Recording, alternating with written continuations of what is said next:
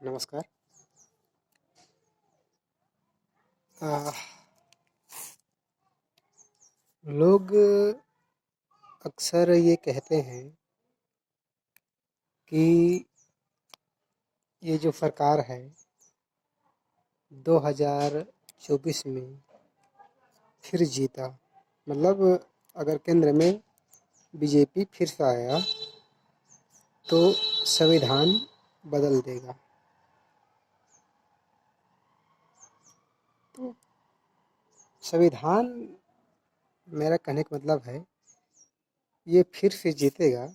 कोई भी सरकार, चाहे कांग्रेस हो या भाजपा हो, आप लोग जानते हैं कि दोनों सेम ही है ना। कांग्रेस भी वही काम करती है, भाजपा भी वही काम करती है।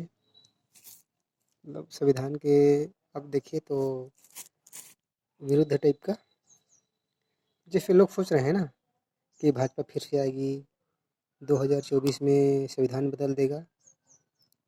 तो संविधान जो है एकाएक बदल तो नहीं सकते लोग, नहीं बदलने की पावर है। जो लोग ऐसे सोच रहे हैं ना, वो लोग मूर्ख हैं। और एक बात, यदि सरकार संविधान बदल देगा तो क्या कर लोगे? कुछ नहीं कर पाओगे। क्यों? क्योंकि वो लोग, देखिए, जो सरकार है ना, एक्सपेरिमेंट कर रहा है पहले से ही। एक्सपेरिमेंट कैसे? अभी देखिए, कारण रहा कोरोना, और सिर्फ छोटी सी बात के लिए सरकार ने 3 साल तक स्कूल बंद कर दिया। 3 साल तक किसी ने कुछ बोला? नहीं बोला। इस 3 साल के दौरान चुनाव हो रहा है, फैक्ट्रियां जाओ देखो, फैक्ट्रियां खुली है, मार्केट खुले हैं।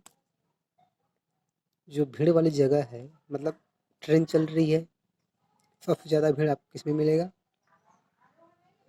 चुनाव में, ट्रेन में, कंपनियों में, प्लांट में, मार्केट में। मगर उसे तो बंद नहीं किया सरकार ने। बंद किसे किया? School, college. क्यों? क्योंकि लोगों को आगे बढ़ने की, खुद के लिए लड़ने की, अपने हक के लिए लड़ने की शिक्षा कहाँ से मिलती है? स्कूल से, कॉलेज से। ताकत कहाँ से मिलती है? स्कूल से, कॉलेज से। ज्ञान कहाँ से मिलता है? चाहे अपने बारे में हो, समाज के बारे में हो, अपने देश के बारे में हो, राज्य के बारे में हो, गांव के बारे में हो, या अपना अधिकार के बारे में हो। ज्ञान कहाँ से मिलता है? स्कूल से, कॉलेज से। आपको लड़ना कौन सिखाता है? School, college. आपको आगे कौन बढ़ाएगा? School, college. आप आगे बढ़ सकते हैं। और गुलाम कौन बनाएगा? अनपढ़ता। आप अनपढ़ रहेंगे तो रोजी करेंगे, मजूरी करेंगे, लेबर बनेंगे, तो आप गुलाम ऐसे ही बन जाएंगे। फिर आप जब गुलाम रहेंगे तो विरोध कौन करेगा? अब देखिए, गुलाम दो तरह के होते हैं। एक मानसिक गुलाम, और दूसरा शारीरिक गुलाम। शारीरिक गुलाम वो है जो पढ़ा नहीं है, पढ़ा लिखा नहीं है, वो मजबूर है गुलाम बनने के लिए, लेबर बनने के लिए, काम करने के लिए। अगर वो किसी का गुलामी नहीं करेगा, आगे वाले का, तो उसे खाने को नहीं मिलेगा, क्योंकि वो पढ़ा नहीं है। आगे बढ़ने का उसके पास कोई रास्ता ही नहीं है। तो ये हो गया शारीरिक गुलाम। दूसरा है मानसिक गुलाम। मानसिक गुलामी कौन करता है? जितने भी लोग जितने भी लोग जुड़े हुए हैं राजनीति पार्टी से, जितने भी लोग राजनीति पार्टी से जुड़े हुए हैं, वो हो गया आपका मानसिक गुलाम। जाओ थोड़ा वीडियो बना। तो अब वो लोग मानसिक गुलाम कैसे? सरकार बाय द वे किसी पार्टी का कोई सदस्य है और उस पार्टी कोई भी निर्णय लेता है, चाहे वो देश के हित में हो, देश के खिलाफ में हो, संविधान के हित में हो, संविधान के खिलाफ में हो, जो राजनीति से या जो व्यक्ति उस पार्टी से जुड़ा हुआ है वो उसका विरोध नहीं करेगा, उसे कोई फर्क नहीं पड़ता, क्योंकि वो मानसिक गुलाम बन चुका है, मतलब कोई भी राजनीतिक पार्टी का। और आने वाले समय में ये काम तेजी से बढ़ रहा है। जितने भी राजनीतिक पार्टी हैं वो हर साल ज़्यादा से ज़्यादा लोगों को पार्टी में जोड़ रहे हैं, मतलब सदस्यता दिलवा रहे हैं। तो लगभग आने वाले मतलब 15 से 20 सालों में, 30 सालों में कोई ना, मतलब हर एक आदमी पार्टी से जुड़ा हुआ रहेगा। तो जो पार्टी से जुड़ा हुआ रहेगा वो तो विरोध करने से रहा, वो तो नहीं करेगा विरोध। दूसरी बात, अब अटैक हो रहा है शिक्षा पे, स्कूल पे, तो जो गरीब के बच्चे हैं अगर उनको अच्छी शिक्षा नहीं मिलेगी तो वो तो सारे गुलाम ही रहेंगे। और सामने वाला जिस चीज़ के लिए पैसा देगा, जो अनपढ़ है, जिसको पैसे की ज़रूरत है काम करने के लिए, है ना, जिसको काम करके पैसे मिलता है, अगर उसे कोई बोल रहा है कि भाई मेरी ये बात मानो, लो पैसे, तो वो तो मजबूर है ना आगे वाले का, सामने वाले का बात मानने के लिए। तो अब बताइए, अब इस स्थिति में क्या है, लोग अब समझिए पूरी तरह से गुलाम बन गए हैं। शारीरिक गुलामी, मानसिक गुलामी, क्योंकि अभी दिन ब दिन जो शिक्षा का स्तर है वो कम होता जा रहा है, क्योंकि कोई तो लड़ने वाला ही नहीं शिक्षा के लिए, है ना। हमें क्या, तो भाई शिक्षा से ही संविधान की वैल्यू पता चलती है। जब आप शिक्षित नहीं रहेंगे तो संविधान की ताकत क्या है, संविधान की वैल्यू क्या है, आप जान कहाँ पाएंगे। आज से 20 साल बाद, 30 साल बाद यदि कांग्रेस हो या भाजपा संविधान बदल देगा या बदलने की सोचेगा, तो विरोध कौन करेगा? क्या जो अनपढ़ है वो विरोध करेगा? बिल्कुल नहीं। क्या जो लोग राजनीतिक पार्टी से जुड़े हुए हैं वो लोग विरोध करेंगे? बिल्कुल नहीं।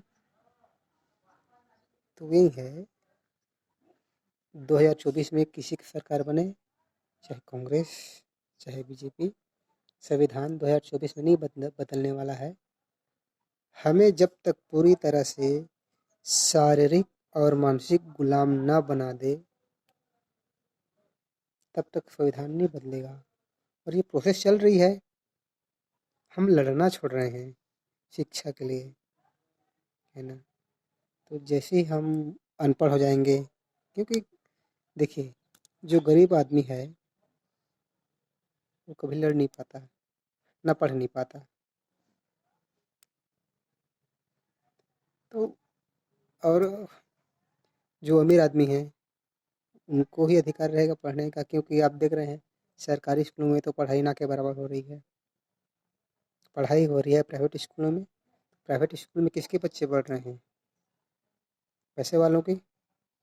और उनको शिक्षा में क्वालिटी हो ना हो, सरकारी स्कूल में पढ़ाई हो या ना हो अच्छे से, उनको कोई फ़र्क नहीं पड़ता। फ़र्क पड़ेगा गरीब आदमियों को, गरीब लोगों के बच्चों को, मगर वो लोग कुछ नहीं कर सकते क्योंकि वो लोग मजबूर हैं, उनके पास पैसे नहीं हैं, है ना? तो अगर आप शिक्षा के लिए लड़ना सीख जाएंगे तो आप संविधान को बचा सकते हैं।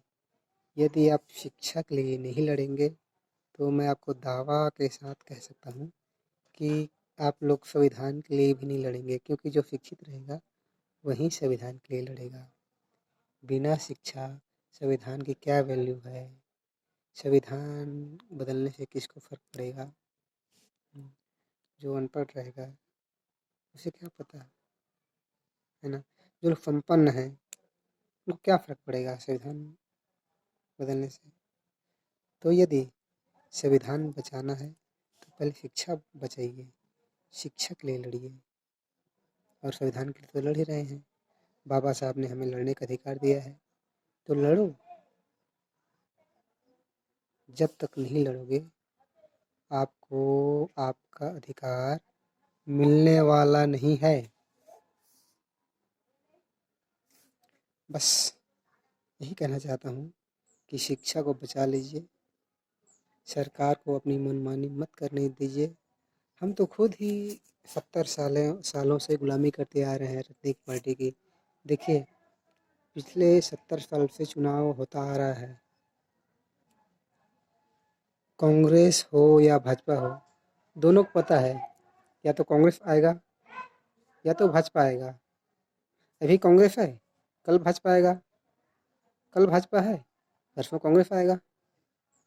तो और हमारी मानसिकता ये देखिए कि हम या तो कांग्रेस लाएंगे या भाजपा लाएंगे, और दोनों की रणनीति सेम है शिक्षा के लिए, ठीक है ना? दोनों कमज़ोर कर रहे हैं शिक्षा को, तो उनको कोई फ़र्क नहीं पड़ता। मतलब वो लोग दोनों भाई हैं, वो गद्दी पे बैठे या वो गद्दी पे बैठे, फ़ायदा तो उनको ही होने वाला है ना?